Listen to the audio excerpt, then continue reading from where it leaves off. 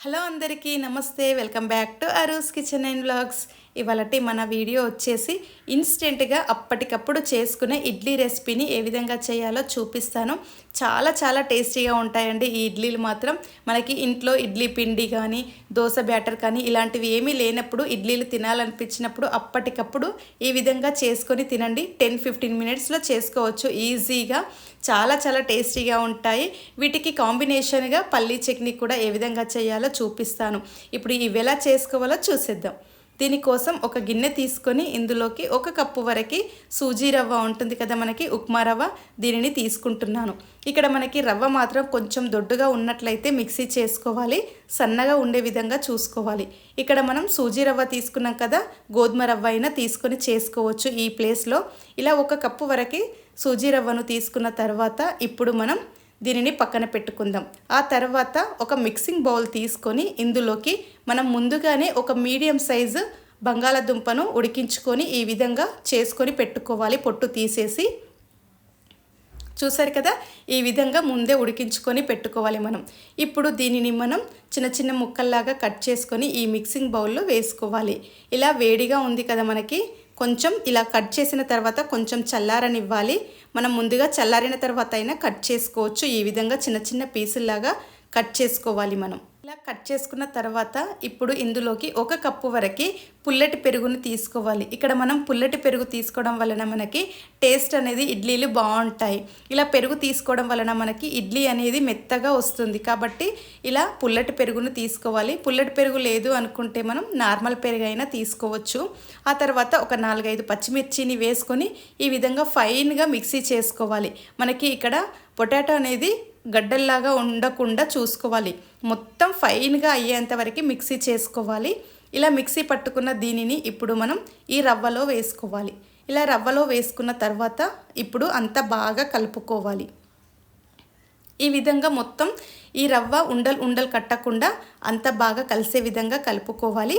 ఈ విధంగా కలుపుకున్న తర్వాత ఇప్పుడు ఇందులోకి మనం కావాలంటే కొంచెం వాటర్ని కూడా వేసుకోవచ్చు. ఇక్కడ మనం కలుపుకుంటే తెలుస్తుంది. ఇడ్లీ కన్సిస్టెన్సీ ఉంటే మనకు సరిపోతుంది. ఇడ్లీ పిండి కన్సిస్టెన్సీ ఉంటుంది కదా, దాని వరకు ఉంటే సరిపోతుంది మనకి. అలా కలుపుకోవాలి. ఇలా కలుపుకున్న తర్వాత ఇప్పుడు దీంట్లోకి కొంచెం పోపు అనేది వేసుకుందాం. దానికోసం చిన్న ప్యాన్ పెట్టుకొని స్టవ్ పైన ఇందులోకి 1 స్పూన్ వరకు ఆయిల్ని వేసుకోవాలి. ఆయిల్ వేసుకున్న తర్వాత ఈ ఆయిల్ వేడైన తర్వాత 1 స్పూన్ జీలకర్ర, 1 స్పూన్ ఆవాలు, అలాగే కొంచెం 1 స్పూన్ వరకు మినప్పప్పు, ఒక 2-3 పచ్చిమిర్చిని ఇలా చిన్నగా కట్ చేసుకొని వేసుకోవాలి. ఇలా వేసుకున్న తర్వాత ఇప్పుడు దీనిని అంతా బాగా కలుపుకోవాలి. ఇలా కలుపుకున్న తర్వాత ఇప్పుడు దీనిని తీసుకొని మనం ఈ కలుపుకున్న పిండి ఉంది కదా, ఈ పిండిలో వేసుకోవాలి. ఈ పోపు అంతా ఈ పిండిలో వేసుకొని అంతా బాగా కలుపుకోవాలి. పోపు అంతా ఇందులో వేసుకున్న తర్వాత ఇప్పుడు ఇందులోకి ఒక మీడియం సైజ్ క్యారెట్ని ఈ విధంగా సన్నగా తురుముకొని ఇందులో వేసుకోవాలి. ఇలా వేసుకున్న తర్వాత ఈ పోపు ఈ క్యారెట్ అంతా ఈ పిండికి కలిసే విధంగా కలుపుకోవాలి. ఇలా అంతా బాగా కలుపుకోవాలి. ఇక్కడ మనం పిండి కన్సిస్టెన్సీ అనేది కొంచెం లూజ్గానే కలుపుకోవాలి. ఎందుకంటే మనం ఇక్కడ ఈ సూజీ రవ్వ అనేది కొంచెం వాటర్ని అబ్జర్వ్ చేసుకుంటుంది కాబట్టి మనకి కొంచెం లూజ్గా కలుపుకుంటేనే మనకి కరెక్ట్గా ఉంటుంది. ఆ తర్వాత ఇందులోకి తగినంత సాల్ట్, అలాగే కొద్దిగా బేకింగ్ సోడా కూడా వేసుకోవాలి. ఈ బేకింగ్ సోడా ఎందుకంటే మనం డైరెక్ట్గా చేస్తున్నాం కదా, ఇన్స్టెంట్గా పిండిని ఏం పులియపెట్టట్లేదు కాబట్టి కొంచెం ఫ్లఫీగా రావడం కోసమని కొంచెం బేకింగ్ సోడా అనేది వేసుకోవాలి. మనం బేకింగ్ సోడా ప్లేస్లో ఈనో ప్యాకెట్స్ ఉంటాయి కదా, అవి కూడా వేసుకోవచ్చు. వాటినైనా వేసుకోవచ్చు, ఇలా బేకింగ్ సోడా అయినా వేసుకోవచ్చు. ఈ విధంగా మనం ఇడ్లీ బ్యాటర్ కన్సిస్టెన్సీ ఉండే విధంగా చూసుకుంటే సరిపోతుంది. ఇలా అంతా బాగా కలుపుకొని ఇప్పుడు దీనిపైన మూత పెట్టుకొని మనం దీనిని పక్కన పెట్టుకుందాం. ఇలా ఒక 10 మినిట్స్ అలా పక్కన రెస్ట్ ఉంచుకోవాలి. ఈలోపు మనం చట్నీ కోసం ప్రిపేర్ చేసుకుందాం. దానికోసం ఒక మిక్సింగ్ బౌల్ తీసుకొని ఇలా ముందుగా వేయించి పెట్టిన పల్లీలను తీసుకుంటున్నాను, 1 టేబుల్ స్పూన్ వరకు. ఇక్కడ పల్లీలు అనేటివి మనం పొట్టు తీసేసుకొని అయినా చేసుకోవచ్చు, ఇలా డైరెక్ట్గా అయినా వేసుకోవచ్చు. ఆ తర్వాత 1 టేబుల్ స్పూన్ వరకు పల్లీలను వేసుకున్న తర్వాత పుట్నాలను కూడా వేసుకోవాలి. కొద్దిగా కొబ్బరి, పచ్చి కొబ్బరి ఉంటుంది కదా, పచ్చి కొబ్బరిని వేసుకొని కొంచెం చింతపండు, అలాగే వెల్లుల్లి, ఒక 4-5 కారానికి తగినట్టు మనం పచ్చిమిర్చిని కూడా ఈ విధంగా చిన్నగా చుంచుకొని వేసుకోవాలి. ఇలా వేసుకున్న తర్వాత ఇప్పుడు దీంట్లోకి తగినంత సాల్ట్ వేసుకొని కొద్దిగా వాటర్ వేసుకొని మిక్సీ చేసుకోవాలి. ఫైన్గా అయ్యేంత వరకు మిక్సీ చేసుకోవాలి. మనకి చట్నీ కొంచెం కన్సిస్టెన్సీ మనకి నచ్చిన కన్సిస్టెన్సీ చూసుకొని వాటర్ వేసుకొని అడ్జస్ట్ చేసుకోవాలి. ఇలా మిక్సీ చేసుకున్న ఈ చట్నీని ఇప్పుడు మనం ఒక గిన్నె తీసుకొని ఈ గిన్నెలో వేసుకుందాం. ఇలా గిన్నెలో వేసుకొని ఇప్పుడు దీనికి మనం నార్మల్గా రెగ్యులర్గా పోపు వేసుకుంటాం కదా, అలాగే కొంచెం ఆయిల్లో జీలకర్ర, ఆవాలు, అలాగే కొంచెం పచ్చిమిర్చి కావాలంటే వేసుకోవచ్చు, లేదంటే లేదు, కొంచెం ఎండుమిర్చి, కరివేపాకు ఇవన్నీ వేసుకొని పోపు అనేది వేసుకోవాలి. పోపు వేసుకొని ఈ పచ్చళ్ళలో వేసుకుంటే సరిపోతుంది మనకు. ఇప్పుడు ఈ పల్లి చట్నీ అనేది రెడీ అయిపోయింది కదా. ఇంతే అండి, సింపుల్గా చేసుకోవచ్చు ఈ పల్లి చట్నీ. ఇలా చేసుకున్న తర్వాత ఇప్పుడు దీనిపైన మూత పెట్టుకొని మనం పక్కన పెట్టుకుందాం. ఇప్పుడు ఈ లోపు మనకి ఇక్కడ పిండి కూడా కొంచెం నానిపోయి ఉంటుంది కదా. ఇప్పుడు చూసారా, ఇడ్లీ కన్సిస్టెన్సీ వచ్చింది మనకి. ఈ విధంగా ఉంటే సరిపోతుంది మనకి. ఇప్పుడు మనం ఇడ్లీ పాత్రలను తీసుకొని ఈ విధంగా మనకి ఎన్ని కావాలో అన్ని పాత్రలను తీసుకొని ఇడ్లీలు అనేటివి పెట్టేసుకోవడమే మనం.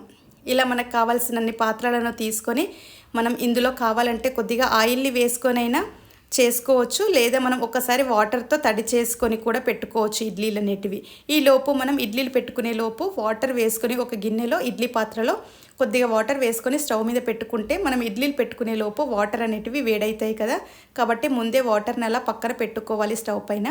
ఈ లోపు మనం ఇప్పుడు ఇడ్లీలు అనేటివి పెట్టుకుందాం.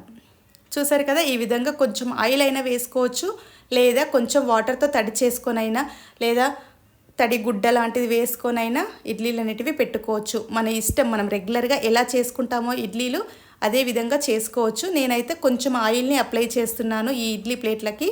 ఈ విధంగా ఇడ్లీ ప్లేట్లకి ఆయిల్ అనేది పెట్టిన తర్వాత ఈ విధంగా ఇడ్లీలకు పిండి అంతా ఈ పాత్రలలో వేసుకోవాలి. ఇలా వేసుకున్న తర్వాత ఒక్కొక్కటిగా పెట్టుకొని ఇప్పుడు మనం స్టవ్ పైన ఈ లోపు వాటర్ కూడా వేడైపోయాయి కదా మనకి.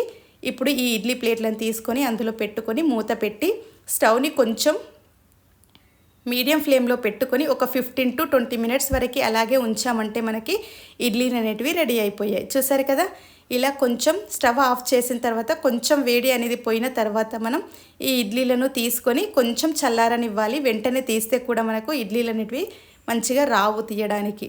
కాబట్టి కొంచెం వేడిపోయిన తర్వాత కొంచెం స్పూన్కి తడి చేసుకుంటూ ఈ విధంగా ఇడ్లీలు అనేటివి తీసుకుంటే సరిపోతుంది. చూసారు కదా, చాలా చాలా టేస్టీగా ఉంటాయండి. ఈ వేడివేడిగా ఇలా తీసుకొని మనం తిన్నట్లయితే చాలా బాగుంటాయి. ఇందులో మనం క్యారెట్ కూడా వేసాం కదా, చూడడానికి కలర్ఫుల్గా కనిపిస్తుంది. ఇలా మనం చేసుకున్న ఈ పల్లి చట్నీని సర్వ్ చేసుకొని తిన్నట్లయితే చాలా చాలా టేస్టీగా ఉంటాయండి. తప్పకుండా మీరు కూడా ఒకసారి ఈ విధంగా ట్రై చేసి చూడండి. మనకి ఇంట్లో ఇడ్లీ పిండి, దోశ పిండి ఇలాంటివి ఏం లేనప్పుడు అప్పటికప్పుడు ఇన్స్టెంట్గా మనకి ఇడ్లీ తినాలనిపించినప్పుడు ఇలా ఇన్స్టెంట్గా చేసుకొని కూడా తినొచ్చు. చాలా చాలా టేస్టీగా ఉంటాయి. చూసారు కదా, ఇన్స్టెంట్గా ఇడ్లీలను ఏ విధంగా చేసుకున్నామో మీరు కూడా తప్పకుండా ఒకసారి ఈ విధంగా ట్రై చేసి చూడండి. ఈ ఇడ్లీలు కనుక మీకు నచ్చినట్లయితే ఒక లైక్ చేయండి, షేర్ చేయండి, సబ్స్క్రైబ్ చేయండి మన ఛానల్ని. Thank you for watching.